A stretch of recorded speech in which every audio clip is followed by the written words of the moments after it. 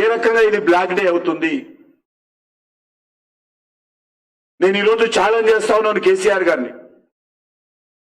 నేను అన్ని రకాలుగా ఆ ప్రభుత్వము లిక్కర్ వ్యవహారంలో అవినీతికి పాల్పడింది, 100 కోట్లు చేతులు మారింది. మరి నేను నిరూపిస్తాను అది తప్పని. కేసీఆర్ గారు నిరూపిస్తారా? బయటికి రావాల్సిందే కోరుతా ఉన్నాను.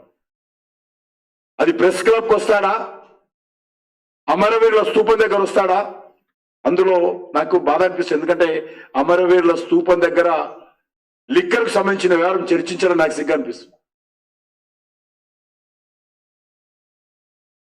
కేసీఆర్ ధైర్యం ఉంటే బయటకు వచ్చి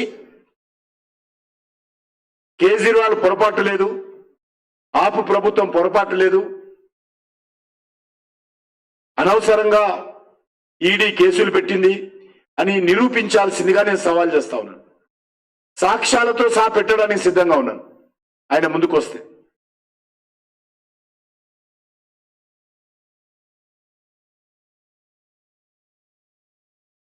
అవినీతికి పాల్పడలేదు, దోపిడీ జరగలేదు అని చెప్పడానికి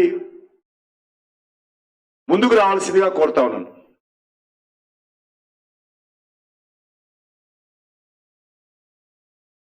ఈరోజు టిఆర్ఎస్ నాయకులు తెలంగాణతో ముడిపెడుతున్నారు కవిత అరెస్టు.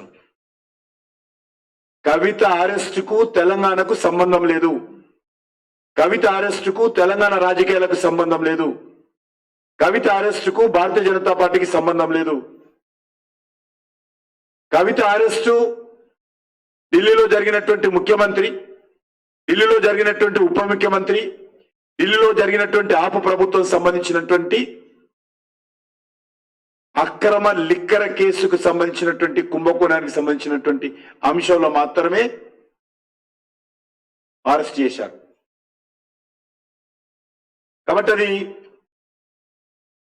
బీజేపీకి కానీ తెలంగాణకు కానీ తెలంగాణ ప్రజలకు కానీ తెలంగాణ సెంటిమెంట్కి కానీ తెలంగాణ రాష్ట్ర రాజకీయాలకు కానీ ఏ రకమైనటువంటి సంబంధం లేదు.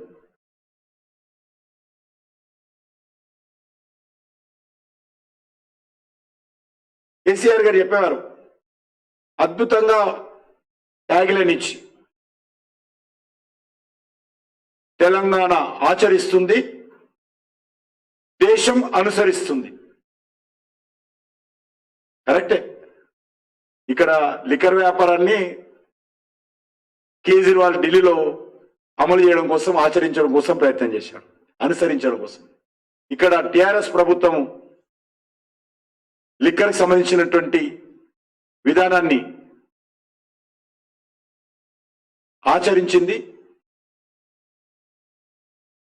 కేజ్రీవాల్ గారు అనుసరించారు.